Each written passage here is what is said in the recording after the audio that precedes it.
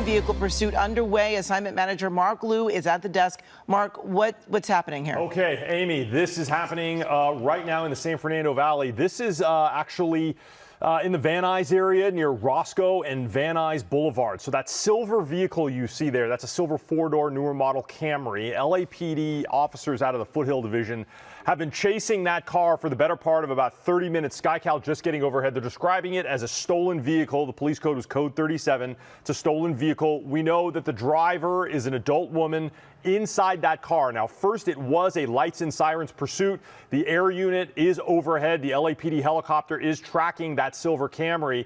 They went into what's called tracking mode. Amy, we've seen this many times before, where the LAPD officers from Foothill Division are backing off, and the air unit is the one that is going to track this vehicle for the foreseeable future. Now, there was a period where this car was driving very recklessly. It was on the wrong side of the road at Nordhoff and Van Nuys, but now that there are no lights and sirens behind it, it appears to be obeying the rules of the road somewhat. It is traveling a little faster than normal. It's kind of circling this area here near the railroad tracks near Blythe and Van Nuys Boulevard.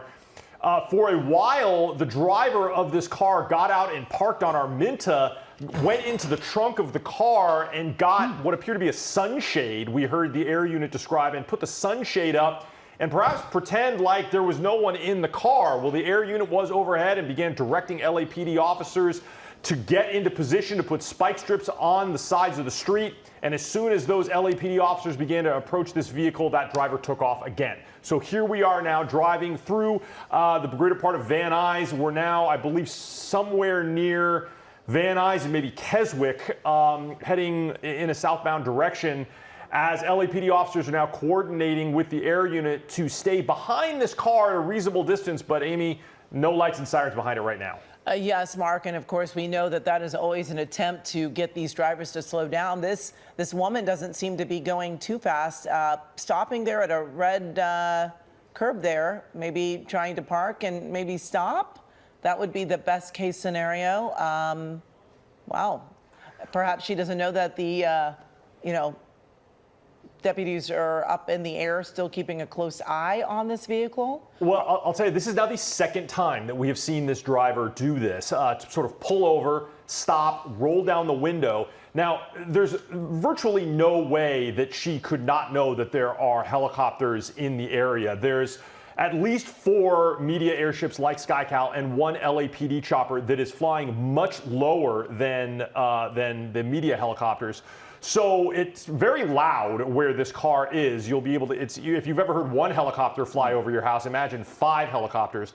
So certainly this driver is perhaps trying to make a determination as to whether or not there are any LAPD officers in the area that are going to approach her in their patrol cars on the ground. But there is definitely a very large air presence overhead. So there's really no way for this driver to evade law enforcement at this time with so many eyes on this silver Camry. But it's really anyone's guess what this driver is doing. As I said before, when they were parked over in Arminta, this driver got out, went to the trunk, got a sunshade, put the sunshade up and rolled up the windows. And as you can see, the windows here, very dark, very tinted. We did hear on the radio that LAPD officers thought there were multiple people in the car, but really only the driver, described as an adult woman, has been seen so far. So we're really not sure how many other people are in this car. Also, no word of any weapons or anything like that. No brandishing of any handguns or anything of that nature. Just some reckless driving near the beginning of this pursuit. It started on San Fernando Road with just a traffic stop, an attempt to pull this car over as it was described as a stolen vehicle. That led to the pursuit, and now here we are on Raymer Street in Van Nuys. And, you know, at times like this, when you just want to know what's going on in that car, Mark, because the windows are tinted, there could be multiple people in there with her, but you're wondering if she's just trying to hide out. Maybe, you know, somehow thinking that she can fool someone, that she was not being chased by law enforcement and just is now parked, although she's chosen, you know, maybe not the best place to park because she is there in front of a red curb. So even if she weren't being pursued by those officers, she might be attracting the attention of other officers, or at least, parking, authorities that would say, hey, you're in front of a red curb. So So interesting to see what is going to happen here. Again, this is Raymer. There are no black and white units nearby to, approach the car or approach this driver, or if they're even attempting to get some law enforcement over there. Perhaps, this is one where they feel like they could, make it safer by not approaching. But hard to say at this point as we just watch as this silver stolen Camry sits there on Raymer Street. Again, it is reported stolen. Yeah, and also I'll tell you, Amy, as I was going back, as SkyCal was on the way to this pursuit, I was going back and listening to the radio traffic that was archived. We have a system where we record the radio traffic of the LAPD, and here at the assignment desk, we can rewind it and listen to it. And there was one point where this car was on the 5 freeway. It was just east of Laurel Canyon on the 5. When LAPD officers chasing it saw something fly out of this vehicle. They described it as a package. It was tossed from this vehicle. They think it possibly may have been narcotics. So officers are now searching for that on the side of the freeway. We also now are seeing just 2 people walking right by this car, oblivious to the fact that this driver is wanted for driving a stolen vehicle. And this does highlight the dangers of pursuits. A lot of times there's really no way for the public to know that this is a wanted individual and has been driving erratically and dangerously. Now, we still don't have any information yet about LAPD units coming up on the ground, but as I was discussing earlier, they do have units over on the 5 freeway at Laurel Canyon where they're searching for whatever this driver tossed out, or someone in this car, I should say, tossed out. And the initial description was that it appeared to be narco, which they believe, which we know the police is sort of shorthand on the radio for narcotics, may have been tossed out of this car. Well, Mark, it's interesting. We saw those 2 women walking by, and now there is another person in one of those bright colored vests. And it's interesting to see, if they're working in this area, why exactly they're wearing those vests in this area.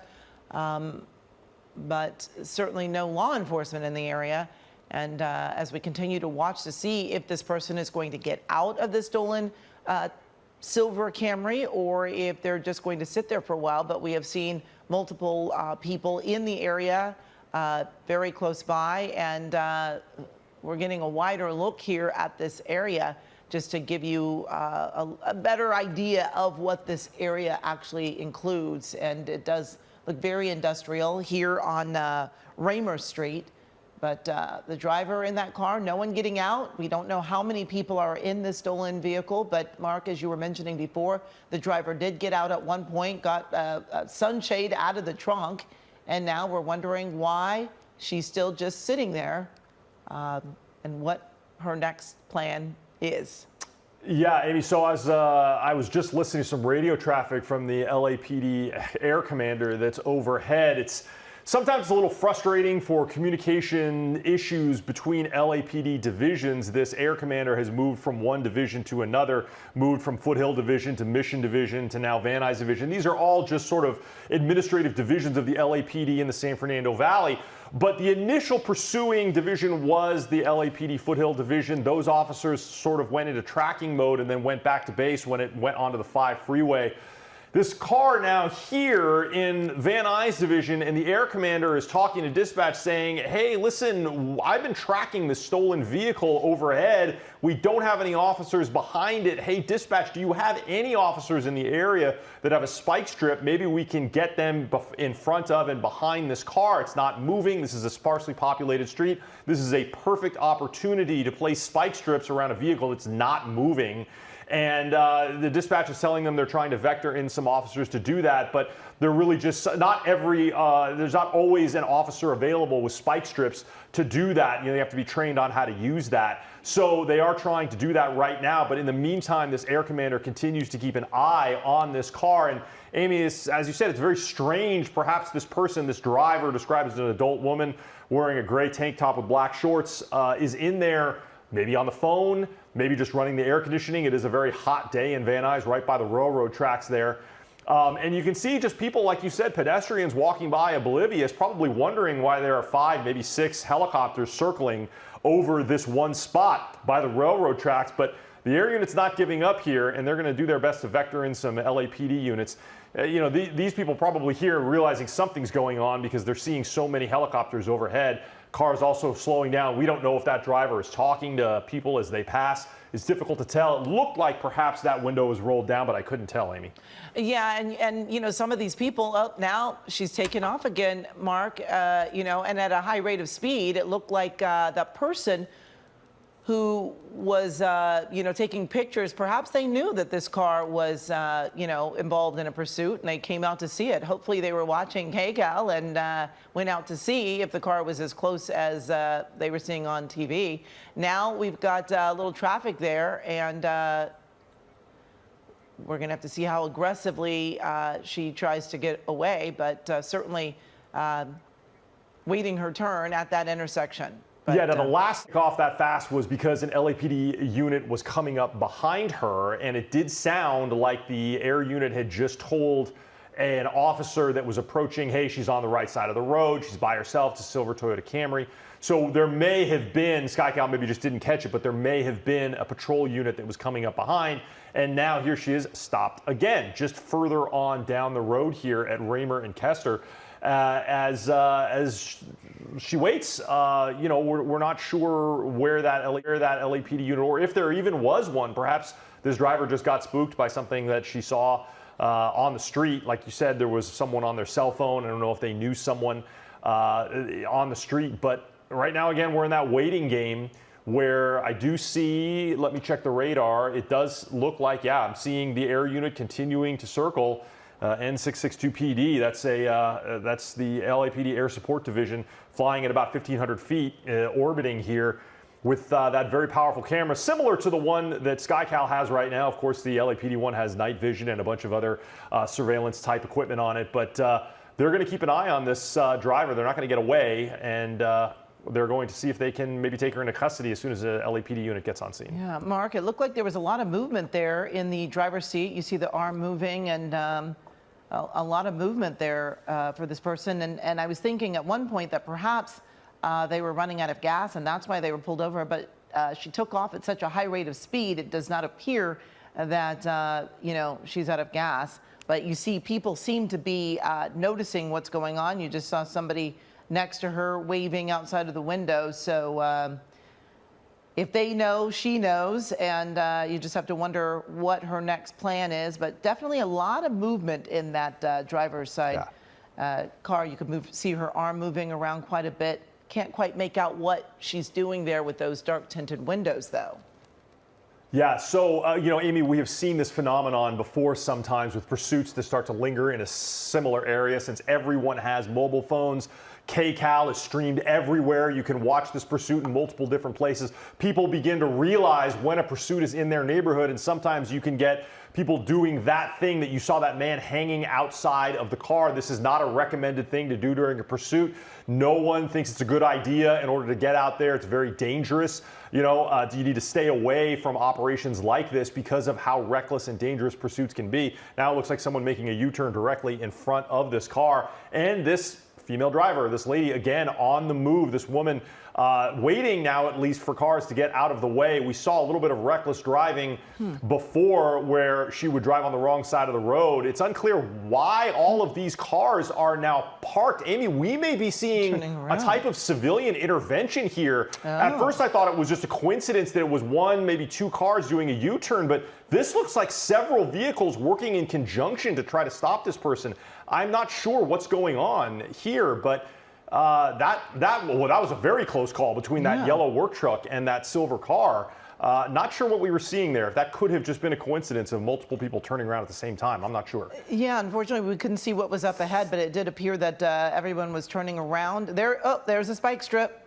There it was. Caught at least the rear tire, it looked like, but definitely a spike strip thrown out there. And we all know that in time, if it was a successful approach there, that those tires will start to go down. They don't go immediately. It takes a little while for the air to come out of those tires, but it will certainly make it difficult for her to continue driving. Did you hear, Mark, that was coming up? Do you think that might have been why the cars were turning around? Do you think law enforcement was up ahead? It's possible. I'm actually listening to the air radio traffic now. It does look like they got a good strike on the passenger front tire. The right front tire does look like it's deflating. You can actually physically see it with SkyCal's zoom lens. There's a second spike strip. Now this person stopped. Guns drawn. LAPD officers now commanding that driver to get out. It's an extremely dangerous situation here. This driver does not appear to want to go over that spike strips again, but now 2 officers from LAPD now at guns drawn. That driver, though, maybe hands out. I do see one hand out. Looks like she is complying, Amy. Nobody else apparently in the car. Doesn't look like there's anybody in the passenger seat, but some sort of white powder or something just came out of the car. Not sure what that was. Did you see that, Amy? I did see something. It looked almost like a little puff of white smoke, or as you mentioned, powder. So definitely the cops saw it too. They certainly got a better look at that, but 2 hands out of the window. And this is after we saw that one spike strip. We were just showing it to you on the right side of the screen. That happened just moments ago. And then the driver heading back the other end, and another spike strip right in front of that car. And they were putting it out and were able to actually get their guns out and draw them on that driver. Now is when we're trying to see if there is anyone else in the car, but so far we don't see anyone else. She's got both hands up. I'm sure at this point this is what officers are telling her to do, and they have stepped back, though, however. Yeah, this was a crossfire situation. So these officers, they retreated a little bit more to the rear to make sure that the 2 officers, the 2 patrol cars that came up from behind, were not going to have a line of fire issue. So you can see officers taking a more standardized approach here, getting behind the vehicle. They're going to make sure that no officers respond from the other side as well. They don't want to have officers in the line of fire. But you can see now officers taking cover. And you see that officer there with that green rifle right there. That is a less than lethal. It looks like a 40 millimeter foam round. That fires basically a very firm, spongy bullet that is designed to, it hurts if you get struck, but it's not designed to basically penetrate. But this woman now getting out without opening the door, you can see, looks like she's complying. Not sure why she didn't open the door there and just get out regularly, but she climbed through the window. Now it looks like she is going to comply and walking backwards towards officers. They're going to take her into custody and make sure that there's no one else in the vehicle. Now, this is a painful thing for a suspect to do, to get on hot pavement. Yes. But all those officers are going to come up and handcuff her after they make sure that it's safe to do so.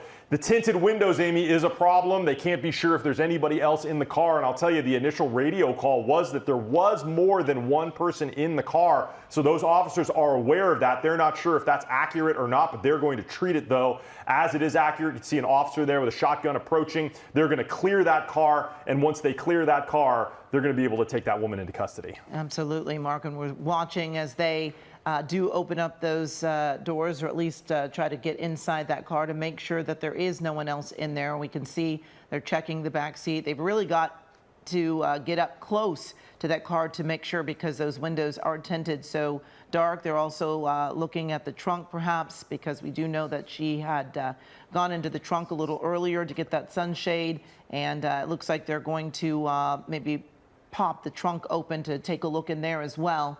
But we see her now being lifted up off of the pavement there to be taken into that cruiser there, into the back seat. And we will also try to see if they do, in fact, pop that trunk to see if there is anyone else in there. They are checking to make sure that she doesn't have anything on her. I guess not a lot of clothing to be hiding any type of weapons. But yeah, there is a female officer there. That female officer will conduct a pat-down search of that suspect. And as you can see, there's no one in the trunk. But I'm pretty sure the air unit knew that, because they witnessed that woman open the trunk earlier, and there was no human in there, that she got that sunshade out of there. But you had commented something before, and that looks like some sort of notebook that fell out of the car when that woman got out. It almost looks like a school notebook, something that you would use at school for those of us that went to school in the 80s and 90s. You remember, like Trapper Keeper books, but that came out of the car when the suspect surrendered. But looks like the suspect now in custody, code 4, no one else in the car. So thankfully no injuries here and no collisions, Amy. All right, Mark, thanks so much.